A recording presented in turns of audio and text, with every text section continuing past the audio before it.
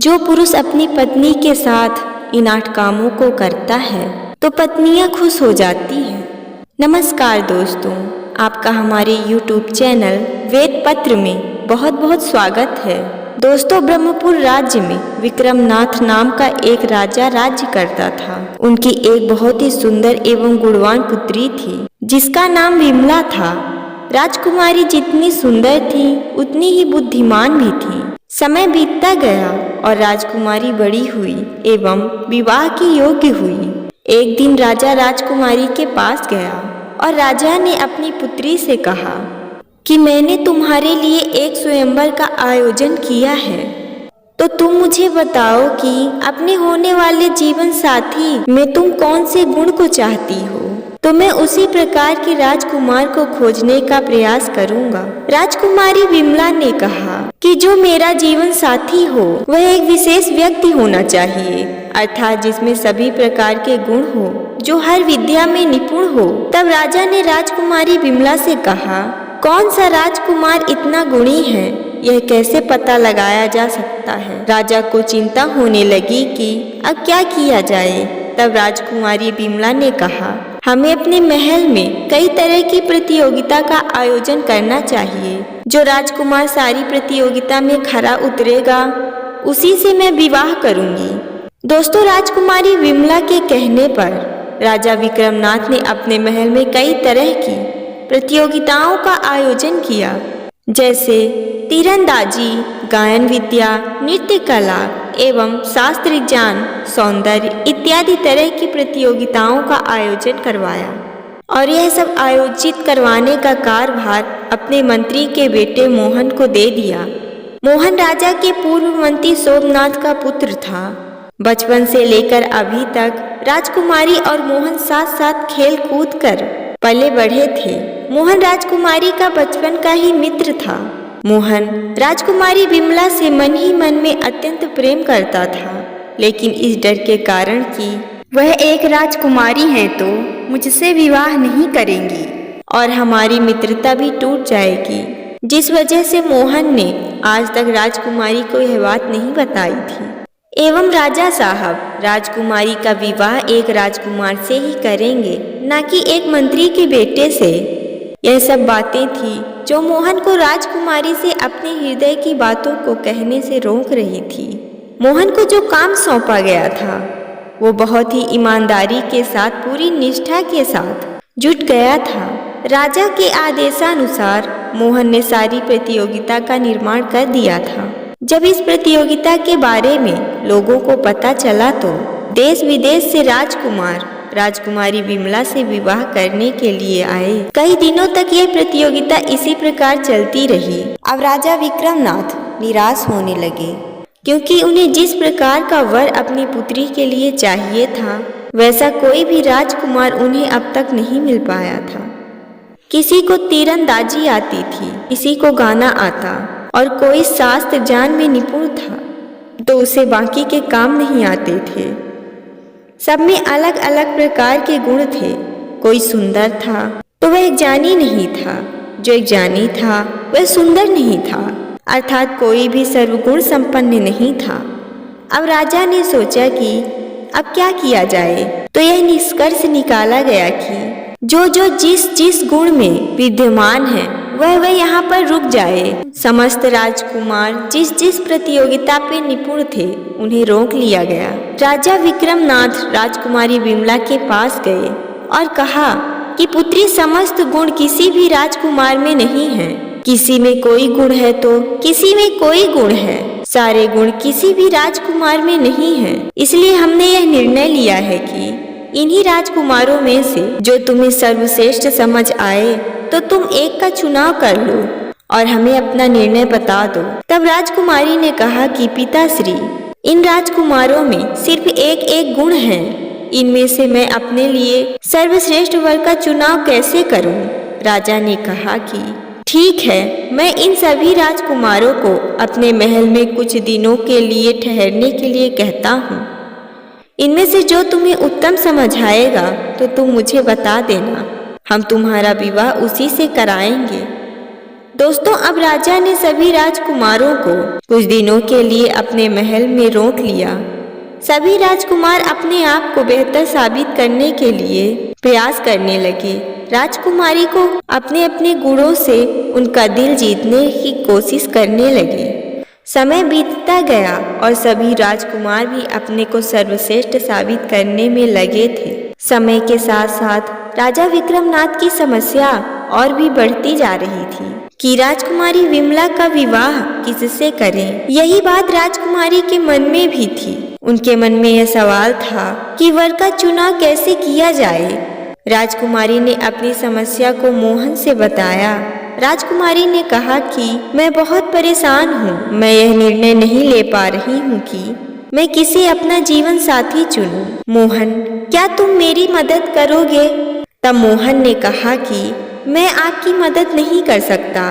यह आपके जीवन का फैसला है। भला मैं कैसे इसमें आपकी मदद कर सकता हूँ? बेहतर निर्णय तो आप ही ले सकती हैं। आप जो भी निर्णय लेंगी हम आपके निर्णय का सम्मान करेंगे। मोहन, मैं जब इन राजकुमारों के गुणों को देखती हूँ तो मैं समझ नहीं पाती कि मुझे क्या करना चाहिए। तब मोहन बोलता है कि राजकुमारी विमला, आप मुझे एक बात बताइए। विवाह के लिए आप किसी व्यक्ति को तलाश रही हैं या किसी गुण को? मोहन की बात सुनकर राजकुमारी विमला ने कहा, मैं किसी ऐसे व्यक्ति की तलाश कर रही हूँ जो मुझे खुश रख सके। तब मोहन कहता है कि हे राजकुमारी, अगर आप किसी व्यक्ति की खोज कर रही हैं तो आपके मन में गुणों की धुन क्यों सवार है?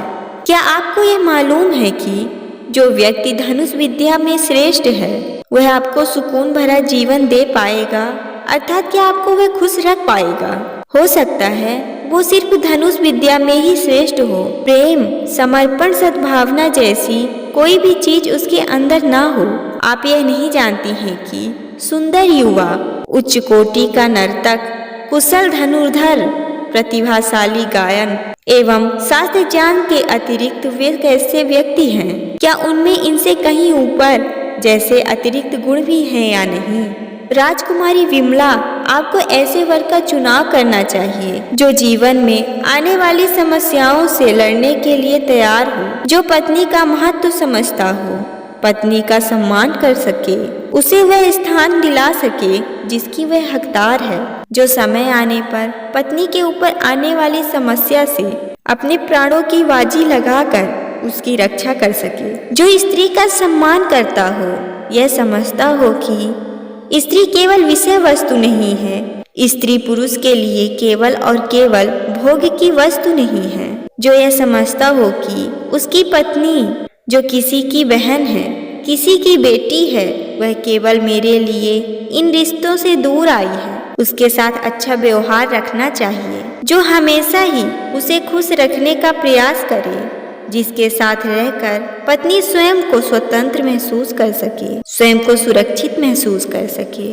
ऐसे जीवन साथी की आपको खोज करनी चाहिए। ऐसे जीवन साथी से क्या मतलब, जो केवल दिखने में सुंदर हो लेकिन कोई भी अन्य गुण उसमें मौजूद ना हो, जिसमें जान तो हो लेकिन जान का घमंड उसे हर समय रहता हो, जो बाण चलाना तो जानता हो लेकिन अगर दुश्मन आपके घर को घेर ले और घर में हमला कर दें तो वह कहीं जा करके एक कोने में छुपकर बैठ जाए। दोस्तों, मोहन ने राजकुमारी को बताते हुए कहा कि जीवन साथी इस प्रकार होना चाहिए जो हर परिस्थिति में आपकी रक्षा कर सके, चाहे कोई भी परेशानी सामने क्यों ना आ जाए।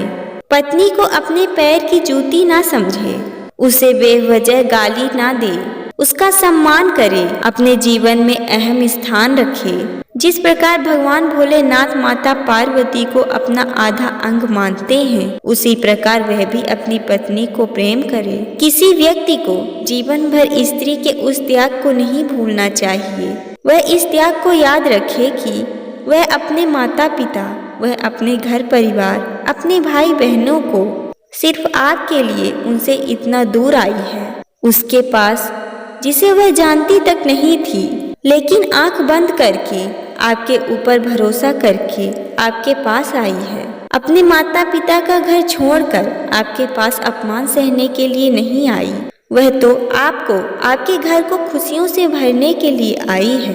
वह तुम्हारी परवाह करे, तुम उसकी परवाह करो। वह तुम्हें खुशी दे, तुम उसे खुश रखो। यही पति पत्नी का प्रेम है। यही पति पत्नी के प्रेम को दर्शाता है। ऐसे ही होता है पति पत्नी का अटूट प्रेम। विवाह का वास्तविक मतलब यही ही तो है। दोस्तों, मोहन की बातों को सुनकर राजकुमारी विमला हैरान रह गई। उन्होंने यह कल्पना तक नहीं किया था कि जिन बातों को मैं नहीं जानती, उन बातों के बारे में मोहन को इतने अच्छे से कैसे मालूम है। राजकुमारी आगे कुछ बोल ही नहीं पा रही थी। मोहन की बातें राजकुमारी के कानों में रात भर गूंजती रही। राजकुमारी रात भर नहीं सो पाई। जब सुबह हुई तो राजकुमारी को घूमने का विचार आया। राजकुमारी सभी राजकुमारों के साथ सुबह घूमने के लिए जंगल की ओर चल दी। राजकुमारी विमला की सुरक्षा हेतु मोहन भी राजकुमारी के साथ चल दिया। राजकुमारी विमला और अन्य सभी राजकुमार बात करते हुए जा रहे थे। बातों बातों में वह जंगल के आगे बीहड़ पहुंच गए, जहां पर बहुत सारे खतरनाक और भयानक जंगली जानवर रहते थे। बीहड़ जंगल को देखकर मोहन रुक गया एवं सभी के वाहनों को उसने रोक दिया और बोला कि हमें यहीं से वापस लौटना होगा। आगे बहुत खतरनाक जानवर हैं, यहाँ जान सुरक्षित नहीं है। मोहन की बात को सुनकर एक राजकुमार मोहन का मजाक बनाने लगा और बोला, जब तुम इतने ही डरपोक थे तो हमारे साथ क्यों आए? तुम्हें तो घर में ही रहना चाहिए था। दूसरा राजकुमार भी हंसते हुए बोला, अरे तुम क्यों डरते हो? हम हैं ना, चलो आगे की ओर चलो। मोहन ने सभी राजकुमारों को रोकने का बहुत प्रयास किया, लेकिन किसी ने भी उसकी एक न सुनी। मोहन ने कहा, देखिए राजकुमार, आप सभी की सुरक्षा करने का जिम्मा मेरे ऊपर है।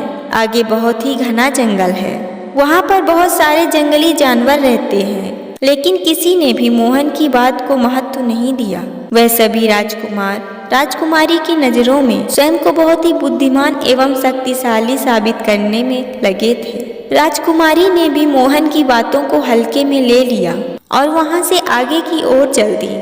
तभी सामने से एक बहुत भयानक बाघ की आवाज सुनाई दी। वह राजकुमारी विमला के सामने आकर खड़ा हो गया। वह बाघ बहुत ही बड़े आकार का था। उसके नुकीले नाखून थे, बड़े बड़े दांतों में वह इतना भयानक प्रतीत हो रहा था मानो जैसे कोई शैतान सामने आ गया हो। राजकुमारी उस बाघ को देखकर डर गई। तभी मोहन राजकुमारी विमला के सामने आकर खड़ा हो गया। दोस्तों, अब बाघ की नजर राजकुमारी से हटकर मोहन के ऊपर जाकर टिक गई। वह बाघ मोहन की ओर बढ़ने लगा तो मोहन राजकुमारी से बोला कि राजकुमारी, आप यहाँ से भागिए, तब तक मैं इसे भ्रमित करने का प्रयास करता हूँ, अर्थात रोकने का प्रयास करता हूँ। राजकुमारों ने जैसे ही देखा कि बाघ हमारे बहुत ही निकट आ गया है, अब यह हमें नहीं छोड़ेगा, तो वह सब डर के मारे कांपने लगे। सभी राजकुमारों ने राजकुमारी से कहा, चलिए राजकुमारी, हमारे साथ चलिए, हम यहाँ से भाग चलते हैं, अन्यथा यह बाघ हम सबको मारकर खा जाएगा। तब राजकुमारी ने कहा, आप सब यहाँ से चले जाइए, मैं भला मोहन को ऐसी स्थिति में अकेला छोड़कर कैसे जा सकती हूँ। तब सभी राजकुमार डर के कारण मोहन और राजकुमारी को छोड़कर चले गए। दोस्तों, मोहन ने अपनी बुद्धि का उपयोग किया और वह कूदकर बाघ की पीठ में पहुँच गया। उसने एक फंदे को तैयार कर लिया था। वह फंदा बाघ की गर्दन में धर दबोचा। बाघ बहुत ही प्रयास कर रहा था उस फंदे को अपने गले से निकालने के लिए, लेकिन बाघ के बहुत प्रयास करने के बाद भी मोहन ने उस फंदे को नहीं छोड़ा और वह वहीं पर डटा रहा। देखते ही देखते समय निकलता जा रहा था। मोहन घायल भी हो चुका था। तभी राजा के सैनिकों ने बाघ को अपने बाड़ों से मार डाला। अब मोहन वहां से राजकुमारी विमला के पास गया और राजकुमारी विमला से कहा कि आप ठीक तो हैं ना? राजकुमारी ने कहा, हाँ मैं तो ठीक हूँ। राजा के सैनिकों ने कहा कि कुछ राजकुमार हमें भागते हुए दिखाई दिए, तो हमने उनसे पूछा, जिससे हमें आप लोगों की अवस्था का पता चला और हम जल्द से जल्द आपके पास पहुँच गए। दोस्तों, मोहन और राजकुमारी विमला सभी सैनिकों सहित महल वापस लौट गए। अगली सुबह राजकुमारी विमला ने मोहन से मिलने के बारे में सोचा। और वह उसके घर पहुंच गई। वहां पहुंचकर राजकुमारी विमला ने वहां का हाल चाल लिया एवं बोली कि मोहन, मैं तुमसे कुछ कहना चाहती हूँ। मोहन ने बोला, हाँ राजकुमारी कहिए। तब राजकुमारी ने बोला कि मोहन, मैं तुमसे विवाह करना चाहती हूँ। मैंने तुम्हारा अपने वर के रूप में चुनाव किया है, लेकिन मैं तुम्हारे मन की बात अर्थात तुम्हारा जवाब भी जानना चाहती हूँ। क्या तुम मुझसे विवाह करोगे? मोहन आश्चर्यचकित हो गया। वह मन ही मन बहुत खुश हो गया। मोहन ने जवाब देते हुए कहा कि हे राजकुमारी, मैं तो सदैव ही आपसे प्रेम करता आ रहा हूँ। आपने मुझे अपने योग्य समझा, इससे ज्यादा मुझे जीवन में अब कुछ नहीं चाहिए। राजकुमारी विमला मोहन के घर से महल वापस लौट आई। दोस्तों, अब राजकुमारी अपने पिता राजा विक्रमनाथ के पास गई और पास जाकर अपने हृदय की बात उन्होंने राजा से कही। राजा विक्रमनाथ को इस फैसले से कोई समस्या नहीं हुई और उन्होंने अपनी पुत्री का विवाह मोहन से कर दिया एवं वे सारे राजकुमार अपने अपने घरों को वापस लौट गए। यह कहानी हमें यह बताती है कि जो व्यक्ति एक दूसरे को समर्पित होते हैं वही वास्तव में प्रेम है। तो दोस्तों, आशा करते हैं कि आपने इस वीडियो के माध्यम से बहुत कुछ सीखा होगा। तो इस वीडियो को लाइक कर दें और चैनल को सब्सक्राइब कर दें एवं जाते जाते कमेंट बॉक्स में जय श्री राधे कृष्णा, हर हर महादेव लिखना ना भूलें।